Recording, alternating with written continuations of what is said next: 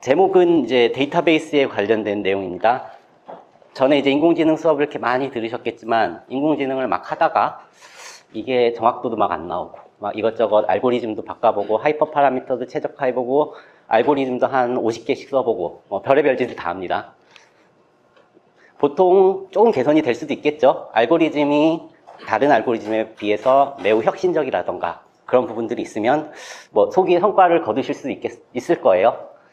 그러니까 제가 AI를 굉장히 잘하고 AI에 대한 굉장한 전문가는 아니지만 제 주변에 많은 사람들이 있고 함께 일을 하게 되면서 저만의 결론일 수도 있고 다른 사람들과 이제 공유되는 결론이 될 수는 있는데, 어차피 AI는 데이터 안에서 있는 패턴을 찾아서 이제 그걸 바탕으로 이제 새로운 걸 예측해 주거나 아니면은 우리한테 이제 원하는 인사이트를 주죠. 데이터의 패턴을 읽는다는 거는 애초에 데이터에 답이 없으면 무슨 짓을 해도 안 됩니다. 이게 저의 결론입니다. 그래서 인공지능을 하다가 사람들이 잘 안 되면은 결국 데이터로 돌아와요. 왜냐하면 데이터 속에 애초에 문제를 풀 수 없는 상태였기 때문에 문제를 풀 수 있는 데이터 세트를 다시 만드는 걸로 시작을 합니다. 그래서 AI 기술은 결국 문제를 풀기 위해서 데이터로 돌아온다고 하는 건데요. 최근에 제가 생각했던 이런 부분들과 비슷한지는 모르겠지만 데이터 센트릭 AI라고 하는 용어가 이제 점점 전면에 등장하기 시작했어요. AI를 할 때 한번 주어진 데이터 세트를 가지고 AI 중심으로 하는 게 아니라 그 AI를 잘 하기 위해서 데이터를 들여다본다는 얘기입니다. 해서 제가 이 말씀을 드린 이유는, 원래는 제가 일정이 잘 됐으면은 보통 인공지능 강의의 가장 첫 번째가 데이터베이스입니다. 반대로 됐죠. 이제 맨 뒤에 있는데요. 여러 가지 사정상 우연히 이렇게 된 거지만 어떻게 보면 여러분도 AI를 하다가 이제 결국 다시 데이터베이스로 이제 돌아오신 상황이 되게 되어서 그런 생각이 한번 말씀드려봤습니다. 네. 말씀드린 내용은 저희가 데이터베이스를 쓰려고 하면은 현재 전 세계에 다양한 데이터베이스들이 많이 구축이 되었어요. 관련된 AI 강의를 하다 보면 이제 어떤 분들은 이미 사용할 수 있는 공개 데이터베이스를 언급을 하셨을지도 모르겠어요. 아마 하지 않으셨을까 하는데요. 그런 데이터베이스들이 많이 있는데 저는 이제 집중적으로 그런 데이터베이스들이 어떤 게 있는지, 이제 제가 화학연에서 이제 구축하고 있는 데이터 플랫폼이 있거든요. 그거를 단지 사용하는 관점에서가 아니라 제가 데이터베이스 플랫폼을 구축을 하면서 이제 어떤 노력을 했는지 그런 내용들을 이제 쭉 보여드리려고 합니다. 그리고 지금 데이터베이스는 잘 아시겠지만 인터넷으로 모든 게 되는 세상이죠. 웹브라우저를 켜면은 원하는 데이터베이스를 접속해서 이제 데이터도 검색하고 볼 수 있습니다. 그런 예시를 좀 보여드리면은 이제 좀 덜 지루하지 않을까 하는 마음에서 우리 준비를 해보겠습니다. 이제 데이터 기반 수제 연구라고 하는 이런 단어입니다. 용어가 비슷한 게 많이 있습니다. 예전에는 소재정보학이라고 하는 단어를 많이 썼어요. 이제 소재정보학의 정의는 한번 인터넷을 검색해 보시면 사전에 등재된 정의가 제가 알기로는 없습니다. 그래서 관련된 여러 가지 개념들을 바탕으로 이게 제가 나름 조합을 해서 이렇게 만든 겁니다. 중요한 거는 기존의 방법론을 혁신, 데이터를 가지고. 혁신한다는 게 어떤 얘기냐면은 소재정보학이 나왔던 이제 가장 처음에 이분들이 MRS 유명한 학회죠. 얘기한 게 신소재를 개발하는데 비용이나 기간이 매우 많이 드니까 그거를 데이터나 AI를 통해서 이제 단축시켜보자. 그 비용 감축 그리고 기간 감축에 대한 부분들이 소재 분야에서 굉장히 중요한 핵심적인 부분들입니다. 그래서 그런 것 때문에 머트리얼스 지놈 이니셔티브는 뉴스에 막 오바마 대통령 나오고 그랬었죠. 거기서 얘기한 게 앞서 얘기했던 소재 정보학을 바탕으로 우리가 이런 효과를 거둘 수 있는 그런 펀딩을 풀어보자 해서 이제 니스트라고 하는 미국의 이제 표준연 같은 곳인데요. 이 정책을 통한 여러 펀딩이 나타나서 지금 우리가 알고 있는 여러 가지 데이터베이스들이 활발하게 구축이 되어 오기 시작했습니다.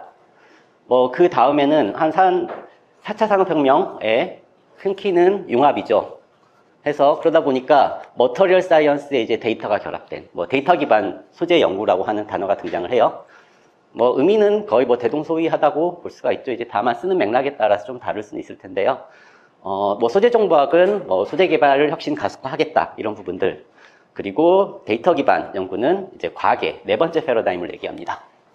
여기 보시면은 초창기의 과학은 경험, 실험을 바탕으로 하다가 나중에는 이제 계산도 등장하고, 그리고 네 번째 등장한 게 바로 데이터 드리번 머터리얼 사이언스입니다.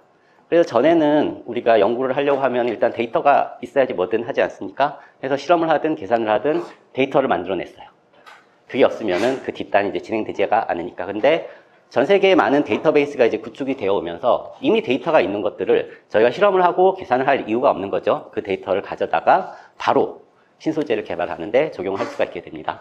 이제 데이터를 활용하는 방법은 전통적으로 이제 통계적인 기법들을 사용했는데 최근에는 이제 기가 아플 정도로 AI가 얘기가 많이 나와 있죠. 그래서 이미 준비된 데이터에 AI를 바로 적용하는 것이 바로 데이터 드리번 머티리얼 사이언스의 핵심이라고 잘 알고 계실 거라고 생각됩니다. 그래서 이런 일들이 많이 진행이 되죠. 디지털 트랜스포메이션 이런 거에서 그냥 데이터를 생성해서 데이터베이스를 구축하는 게 아니라 그런 데이터를 생성하는 과정까지 이제 자동화하는 여러 가지 일련의 일들이 이제 디지털 R&D로 전환되기 위해서 많이 진행이 되어 오고 있습니다.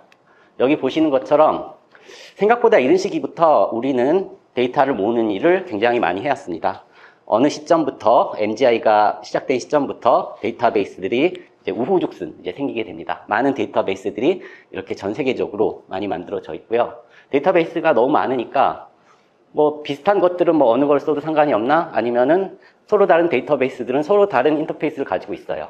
어떤 데이터베이스에 뭐가 있는지도 모르겠고, 어떤 데이터베이스에 뭐 같은 조성에 대해서 이제 어떤 물성들이 보여주고 있는지도 모르겠고, 그래서 참 난감합니다. 데이터베이스 중에 뭐를 써야 될지.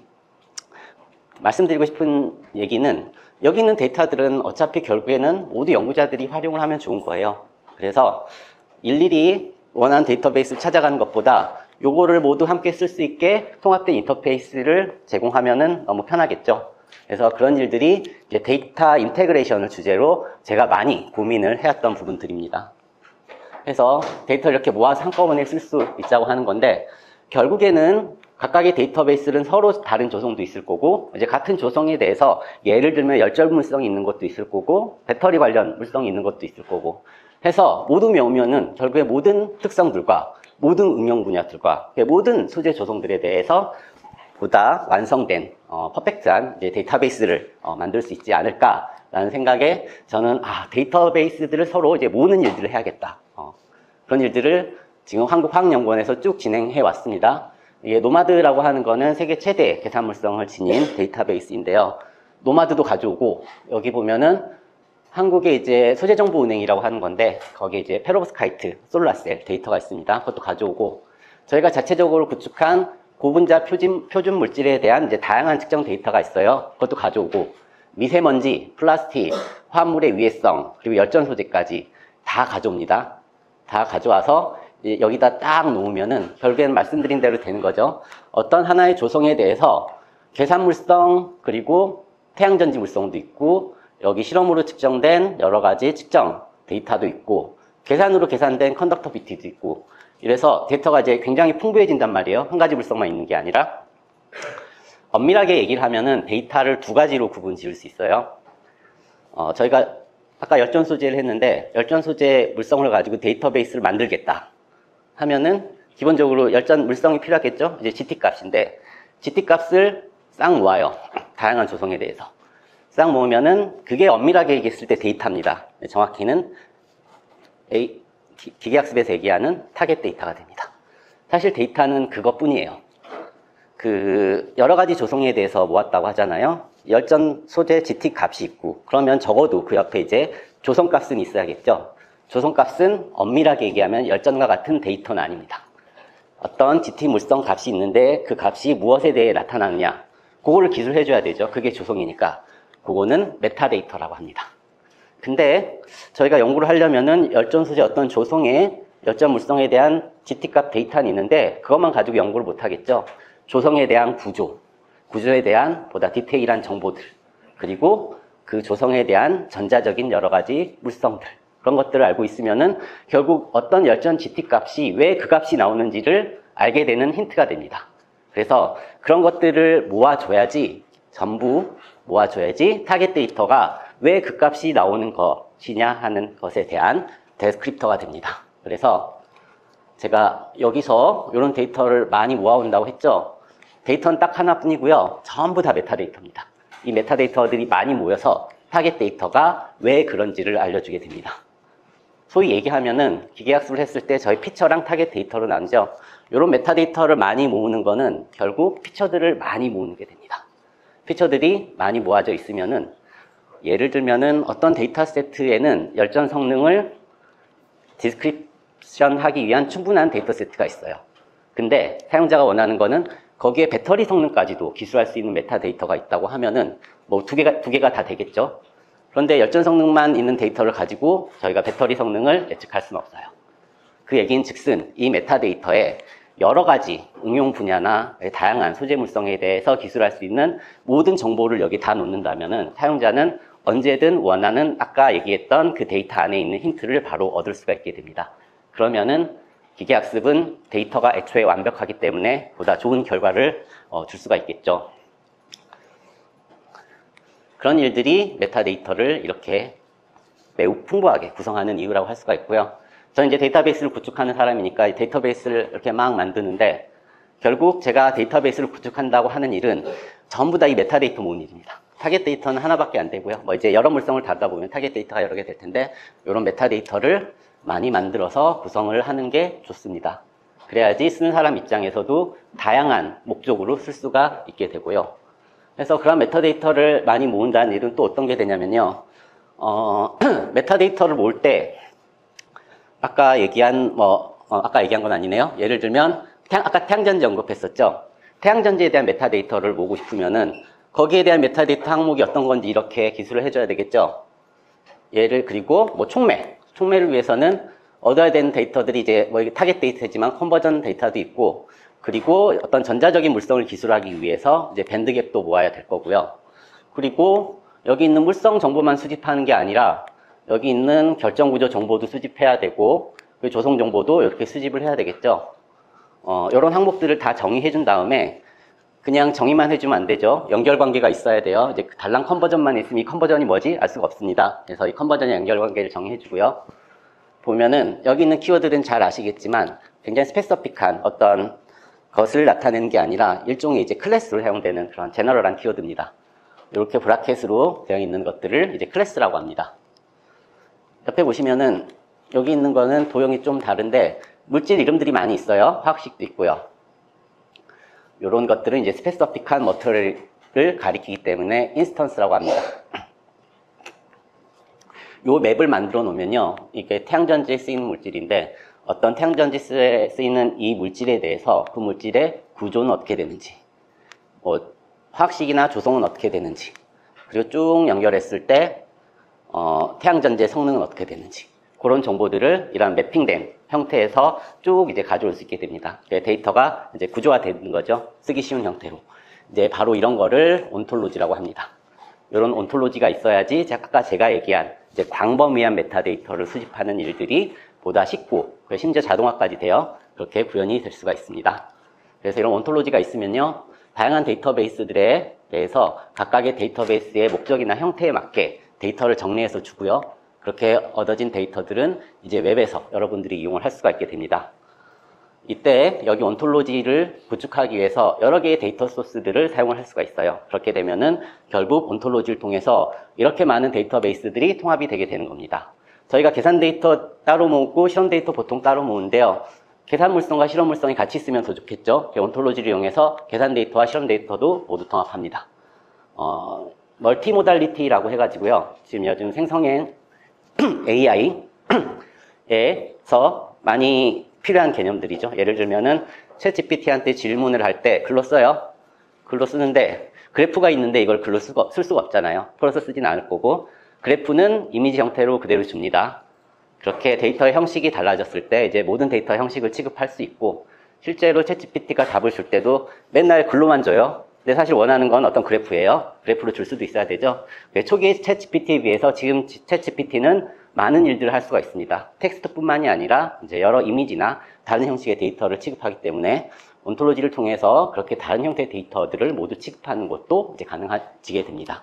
이제 그런 것들이 온톨로지에 대한 중요성이고, 요걸 바탕으로 사용자들이 이제 원하는 데이터 플랫폼을 만들기 위해서 자, 여러 가지 이런 일들을 많이 해온 거예요.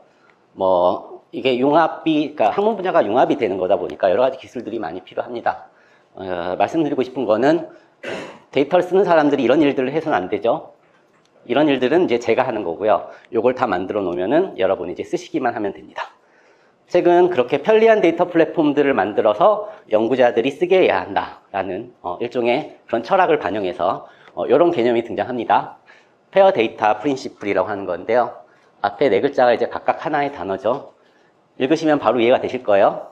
찾기 쉽고, 접근하기 쉽고, 이제 인공지능에 쓰려면은 이제 서로 인터랙션이 가능해야 되겠죠. 그리고 다양한 목적으로 쓸 수 있고, 그래서 이런 철학에 근거해서 데이터 플랫폼을 다들 이렇게 사용자들이 쓸 수 있게 만들어 보자. 이런 일들이 많이 일어나고 있습니다. 그래서 제가 하는 일도 이렇게 연구자들이 쓰기 쉬운 데이터 플랫폼을 만들어야겠다라고 해서 제가 케미컬 데이터 익스플로러라고 하는 거를 이제 저 혼자 한 게 아니죠. 저희 팀에서 많은 박사님들과 함께, 그리고 연구원에서 많은 예산을 줬거든요. 연 한 20-30억 정도 되는 예산을 가지고 이렇게 플랫폼들을 이렇게 만들어 왔습니다. 저희 플랫폼에 가시면요, 저희가 이미 만들어 놓은 몇 가지 플랫폼이랑 연계가 됩니다. ChemDX는 일종의 포탈이라고 보시면 되고요. 이 ChemDX를 통해서 소재 정보를 검색할 수 있는 맥DX에 가거나 ChemAI. 여기 이전에 수업을 할 때 대부분 주피터 또는 콜앱을 열고 코딩을 하셨죠? 예. 컴퓨터를 잘 모르는 사람들은 거기서부터 이제 뭔가 다 끊기는 거죠. 파이썬 코드 너무 어렵지 않아요? 처음 하려고 하면은. 그래서 어떻게 하면 좀 쉽게 할 수 있을까? 여기 가시면요, 코딩 안 하셔도 돼요. 그냥 마우스만 클릭하시면 됩니다. 자기 가지고 있는 데이터를 여기다 올리시고요.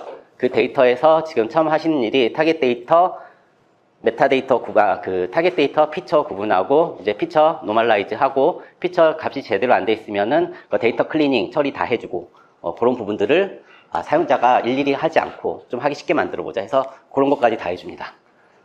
앞에 하이퍼 파라미터 최적화하셨을 거예요. 여러 번 돌려보면서 일일이 파라미터 찾아가는 거예요. 완전히 노가다죠? 그런 것들도 여기서 다 해줍니다. 그리고 알고리즘 몇 개나 쓰셨는지 모르겠어요. 사이킷런만 해도 기본적으로 20개가 넘습니다. 그리고 여러분들 지금까지 보면서 많은 알고리즘 하셨을 텐데, 뭐 한번 20개 클릭해가지고 그 결과를 전부 내줘 하면 마우스 클릭하면 다 나옵니다. 그래서 사용자가 쓰기 쉬우라고 이런 플랫폼도 만들었고요. 이제 한국화학물은행은 저희가 연구를 할 때 이제 뭐 결정 구조를, 무기 물질을 다루실지는 모르겠지만, 이제 화물 같은 거는 이제 신약 발굴을 위해서 많이 쓰잖아요. 그럼 화물이 시료로 필요해요. 저희가 이제 그 시료 실물들을 이제 다 저장해서 가지고 있습니다. 다 저장해서 가지고 있다가 사람들이 뭐가 필요해 라고 해주면은 갖다 줍니다. 갖다 주는데, 요즘 세상이 좋아져서 그것도 요즘은 로봇이 어디 있는데 가가지고, 로봇 팔이라고 해야 되나요? 자동으로 꺼내와요.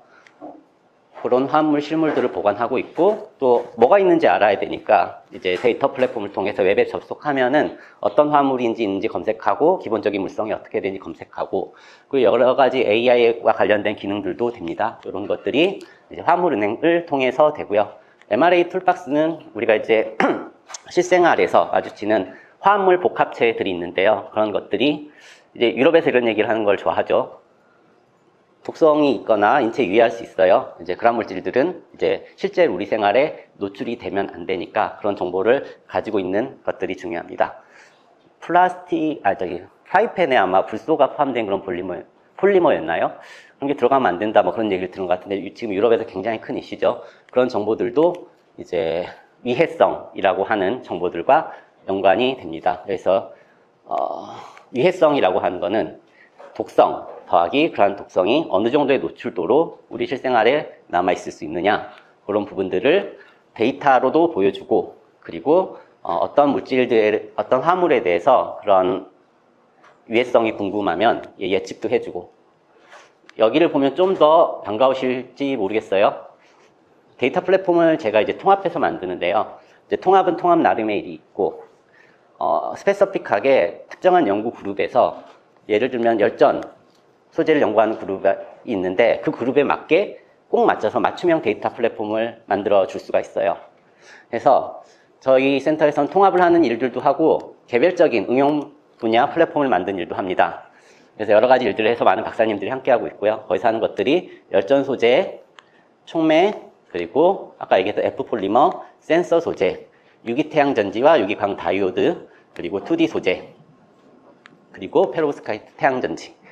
여기는 실제로 이 연구를 수행하신 그룹들이 자기들이 가지고 있는 데이터를 보다 잘 쓸 수 있게 하기 위해서, 그 그룹만을 위해서 만들어진 데이터 플랫폼인데, 최근에 저희는 이걸 점차 확장하고 있습니다. 점차 확장을 해 나가면서 공개할 수 있는 데이터는 공개하려고 해요. 그래서 지금은 여기 와서 뭔가를 이렇게 데이터를 막 찾아보고 하는 것들은 힘드시겠지만 나중에 이제 그런 서비스도 이제 제공될 수가 있습니다. 그리고 이런 플랫폼을 활용해서 뭔가를 해보고 싶다라고 하면은 뭐 저희한테 연락을 주셔가지고 같이 일을 할 수도 있는 거고요. 제가 하는 일은 제가 주로 집중했던 일은 데이터를 통합하는 일인데요. 갈래를 나누어서 이제 공개 데이터, 저희가 생산한 실험 데이터, 그리고 계산 데이터를 모읍니다. 그리고 실험 데이터에는 아까 얘기한 화물 이해성, 고분자 표준 물질에 대한 다양한 측정 데이터들, 그리고 플라스틱의 열화물성, 이제 공기 중에 있는 미세먼지의 올게닉 카본 성분이 됩니다. 그래서 제가 말씀드린 3개의 데이터베이스는 다시 특정한 목적에 맞춘 자잘한 데이터베이스들이 되고 여기 있는 데이터들을 점진적으로 통합하는 플랫폼을 만드는 게 제가 하는 거고요. 특히 계산 데이터도 있고 이제 실험 데이터도 있다 보니까 그런 다양한 데이터를 어떻게 이제 하나의 플랫폼으로 이제 집어넣느냐 하는 부분들이 제가 하는 일에서는 이제 어떻게 보면 중요한 관건이라고 하는데 그걸 위해서 온톨로지를 쓰는 거고요. 이런 일들을 이제 자동화하게 해서 결국에는 원시 파일만 있으면은 웹 플랫폼에서 이렇게 보여지도록 하는 일들을 자동으로 될 수 있게 여러 가지 제가 이제 소프트웨어들을 개발하고 있는 것입니다. 보면은 실험 장비 측정 데이터가 이제 원시 데이터로 로우 데이터로 바로 나왔는데 이걸로 이제 그래프도 보고 분석도 하고 해야 되는데 이러한 처리를 이제 자동으로 해주는 것도 측정 장비별로 저희가 다 만들고 있습니다. 해서 제가 통합된 여러 가지 데이터 물성들이고요. 여기 보시면은 EA, 라만, PG 그리고 NMR 이런 장비들이 여기서 이런 제조사에서 나온 장비들이 로우 데이터를 나왔을 때 이제 저희 플랫폼에서 이제 자동으로 가시화하고 이제 분석해주고 하는 일들을 잘 할 수 있도록 제가 하고 있습니다. 그래서 아까 얘기한 온톨로지는 결국엔 이런 것들입니다. 여기 있는 어떤 특정한 물질들에 대해서 필요한 모든 정보들을 모을 수 있도록 이제 다양한 정보를 수집할 수 있는 체계가 바로 이제 온톨로지라고 할 수 있습니다. 저런 온톨로지를 만들어 주면은 여러 가지 일들이 가능한데 결국에는 어떤 물질이 그러니까 태양전지와 관련된 조성들이 있으면은 그런 조성들을 쭉 찾아보고 싶잖아요. 그런 조성들을 각 조성들에 대해서 이제 태양전지라고 하는 키워드로 연결하는 작업을 결국 온톨로지를 통해서 하게 되고요. 그런 키워드들이 많이 결합되어 있으면은 결국에는 자기가 원하는 관심사들이 그러니까 원하는 많은 관심사들에 대해서 결국에는 원하는 필터를 통해서 데이터를 찾을 수 있게 돼서요. 그런 것들을 많이 모으게 됩니다. 그래서 이렇게 검색할 수 있는 태그들을 저희가 현재 800개 정도 모았는데 이건 계속 이제 더 늘어날 거고요. 그걸 바탕으로 이제 사용자들이 쓸 수 있는 서비스는 결국 이런 거죠. 여기 주기율표에서 이제 원하는 관심 있는 조성을 클릭하고 또는 여기 보시는 것처럼 원하는 키워드를 클릭하게 되면은 거기에 맞는 결과를 내보여주게 될 거고요. 좀 더 상세한 정보나 그런 부분들을 이제 클릭해서 이제 조회하실 수 있습니다. 이런 통계적인 분석도 이제 가능하면 좋을 거고요. 한 가지 예를 들어 보면은 이런 태그들이 이런 테이블을 바탕으로 보여지고 있고요. 예를 들면은 이제 솔라셀 중에 알루미늄을 포함한 그런 물질들에 대해서 검색을 해보고 싶어서 클릭을 하게 되면요. 여기 보시는 것처럼 데이터 테이블에 이렇게 쭉 나타나고요. 여기 있는 AL2O3라고 하는 조성에 대해서 보시면은 제가 여러 개의 데이터베이스를 통합을 했으니까 노마드에 있는 정보뿐 아니라 이제 소재정보은행에 의한 정보까지 이제 한꺼번에 보실 수가 있습니다. 이때 계산 데이터와 이제 실험 데이터가 이제 모두 들어가 있으니까 이제 모두 원하는 정보들을 얻으실 수가 있겠죠. 보시는 것처럼 이렇게 보다 상세한 정보, 이제 태양전지 물성이죠. 그런 것들을 제공하거나 여기 있는 이제 차트들은 이제 여러 가지 태그들로 결합된 차트들인데 이 차트들은 이 안에서 서로 다 연동이 돼 있어서 이제 하나를 클릭하게 되면은 다른 차트도 이제 싱크가 되어서 이제 검색이 되게 됩니다. 해서 계산 데이터나 이제 실험 데이터에 대해서 이제 특화된 이런 플랫폼들을 만들었고요. 이런 API 관련 내용들을 좀 보여드릴 수 있을 것 같습니다. 아까 제가 ChemDX라고 했는데요. 네, 이렇게 들어오시면 저희 플랫폼에 이제 들어오실 수가 있습니다. 네. 여기 들어오셔서 MathDX를 이렇게 클릭을 하면은 제가 좀 전에 보여드린 이제 그런 화면에 들어올 수가 있고요. 여기서 이제 서치라고 하는 거를 클릭을 하게 되면은 이런 검색 화면이 나타나게 됩니다. 반도체에 관심이 있다고 하면은 이제 주로 반도체와 관련이 있다라고 하는 이런 조성들을 다양하게 보실 수가 있습니다. 그래서 이 중에 어떤 물질에 관심이 있으면은 이렇게 클릭을 하게 되면은 여기 보시는 것처럼 이 조성이 가지고 있는 이제 구조나 이제 실제로 데이터베이스에 있는 프로퍼티들에 대해서 구체적인 정보를 알려주고 이제 클릭을 하게 되면은 이렇게 관련된 좀 더 상세한 정보를 보여주게 됩니다. 여기 있는 데이터는 보시는 것처럼 노마드에서 가져온 데이터입니다. 그래서 요거를 클릭하게 되면은 원본 데이터로 접근이 가능하게 됩니다.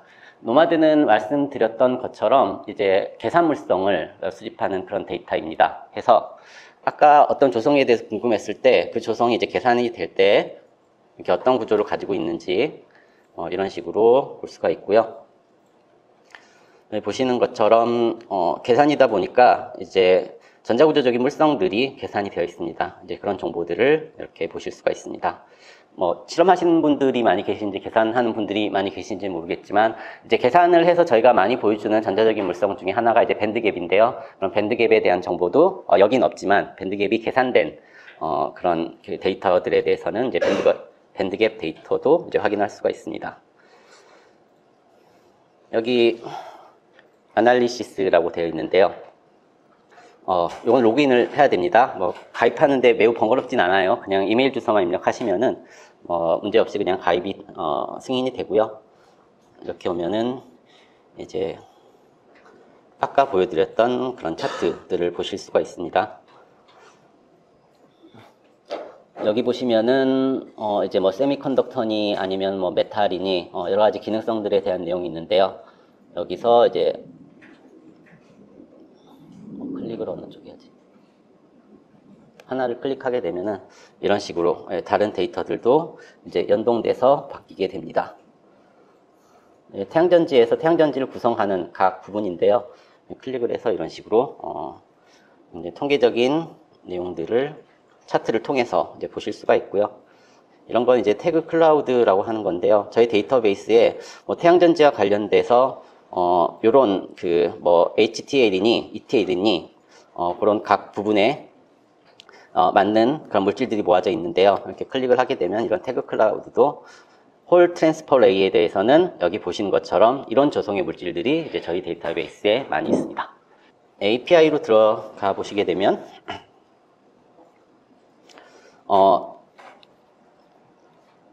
앞서 이제 AI 관련 수업을 했을 때 데이터를 어떻게 획득하셨는지 모르겠어요. 그냥 뭐 알아서 그러니까 그 강사께서 이제 주어주셨기도 하고 아니면 어디 데이터베이스 가서 이제 다운로드 받으셨을지도 모르겠습니다.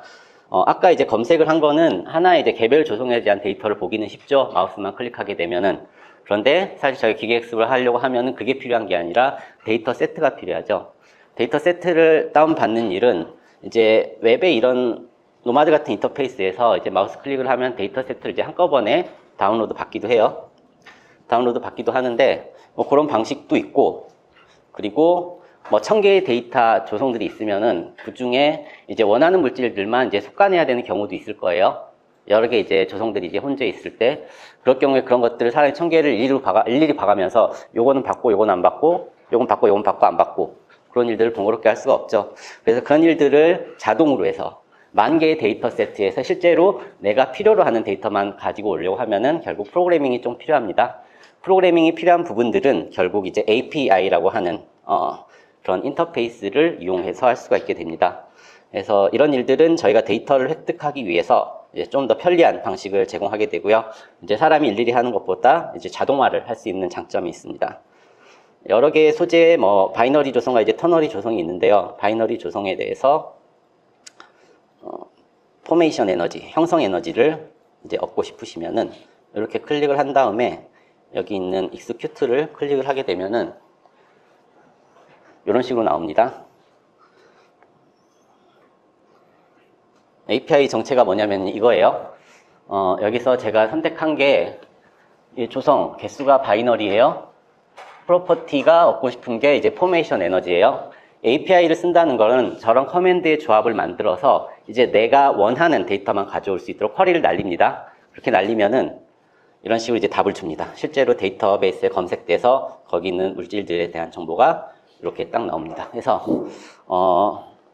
여기 지금 개수가 몇 개인지 모르겠는데요. 이제 일종의 개수 제한도 걸어줄 수가 있는 거죠. 100개만 가져오라, 이제 1000개만 가져오라. 여기 지금 제가 그래픽 인터페이스를 사용해서 했는데요. 이런 방식으로 하면은 뭐 편하긴 한데 사실 리소스를 많이 먹어요. 그래서 많은 작업을 할 때 어려운 인터페이스라고 할 수 있고요. 뭐 기계학습 돌리려고 하니까 막 뭐 100만 개, 200만 개 가져와야 돼요. 그럴 때 요런 커맨드를 이제 반복적으로 계속 돌리게 되면은 사람이 이제 일일이 가져오지 않아도 가만 내비두면은 한 며칠 있다가 이제 뭐 100만 개, 2만 개를 가져오게 되는 거예요. 그런 일들을 위해서 저희는 API라고 하는 인터페이스를 결국에는 쓸 수밖에 없습니다. 이제 보시는 것처럼 좀 커맨드 조합 방식을 몰라도 이렇게 클릭만 해서 이제 가져올 수 있으면 좋겠지만 대량의 작업을 처리하면은 이제 결국 API 같은 방식이 꼭 필요하다라는 부분에서 아까 캠 AI도 보여드렸지만 사실 얘기하면 굉장히 초보자용인 거예요. 본격적으로 AI를 제대로 활용을 하려면은 제가 코딩 안 하면 좋겠다라고 했지만 결국에는 코딩은 해야 되는 상황이 오긴 합니다.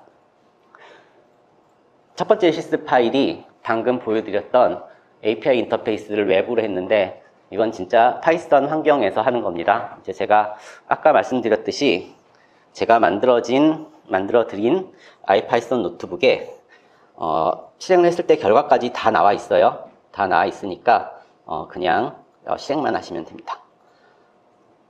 여기에서 첫 번째 아까 제가 바이너리랑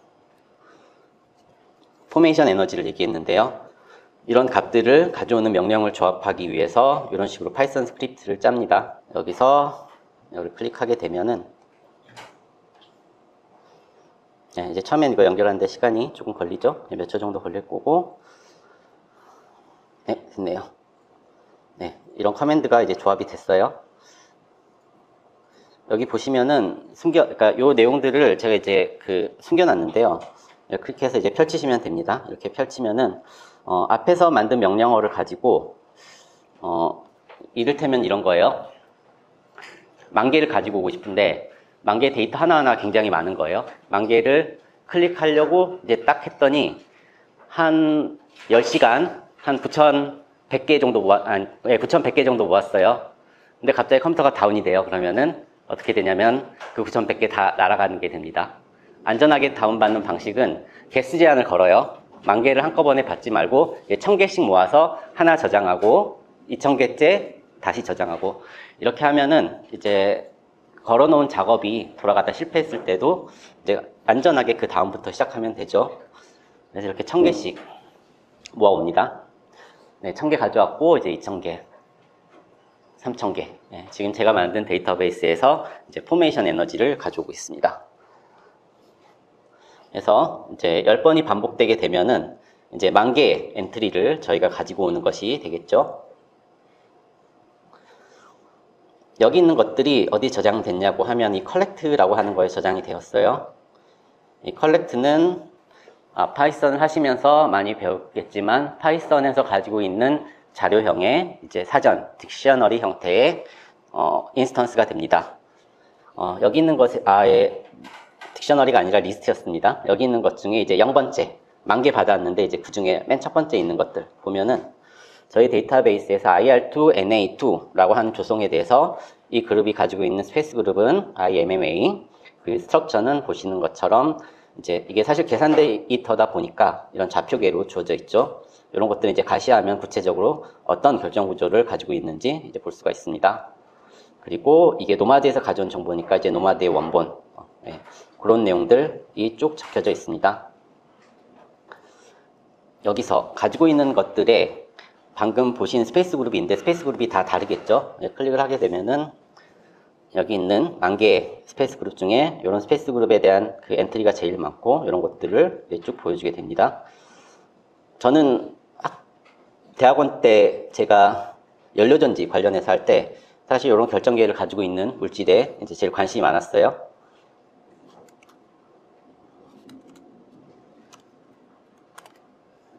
제가 클릭을 잘못해서 그런 거고 관심 있는 조성 이거니까 뭐 요게 몇 개 있는지 보니까 이제 742개가 있어요.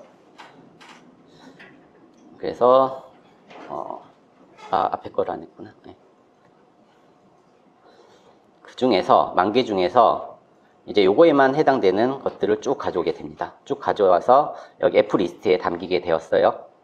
이제 하나씩 꺼내서 스페이스 그룹이 요게 맞는지 확인한 겁니다. 그걸 루프문으로 돌려서 이제 쭉 모았고요.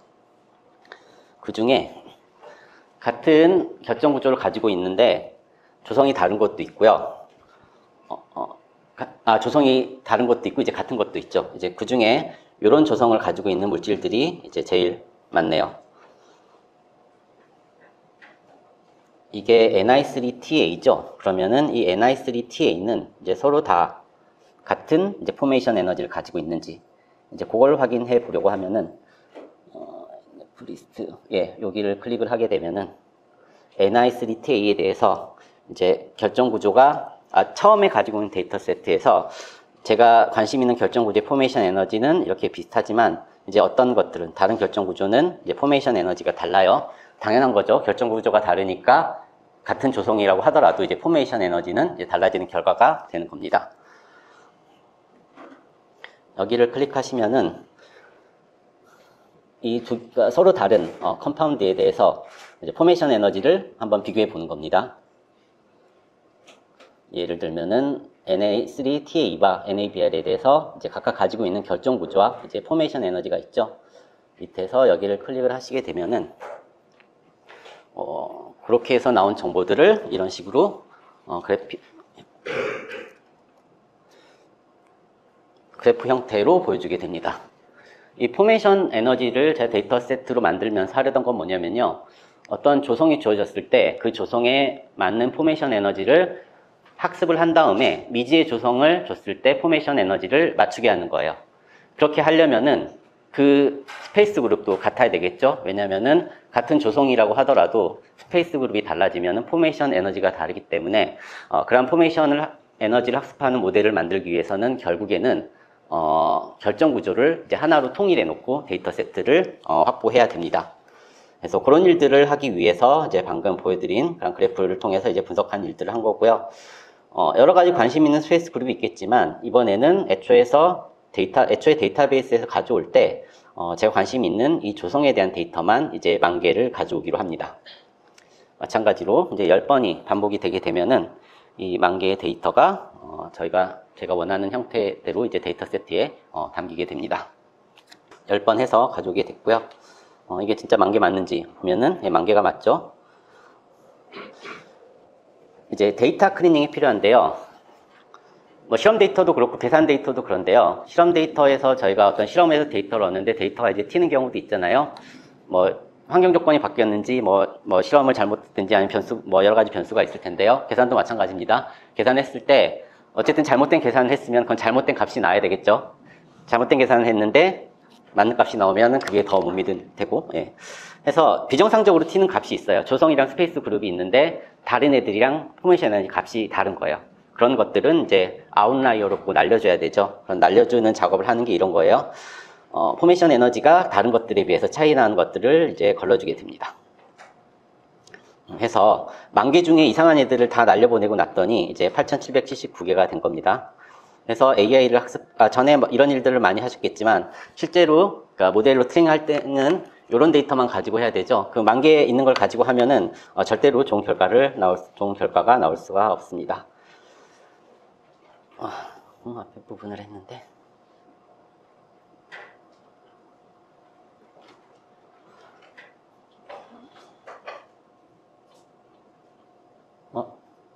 네, 뭔가 오류가 생겼는데 멘델레이프가 없구나. 네, 맞습니다. 전에 설치하는 거를 배우셨을 텐데요. 느낌표 PIP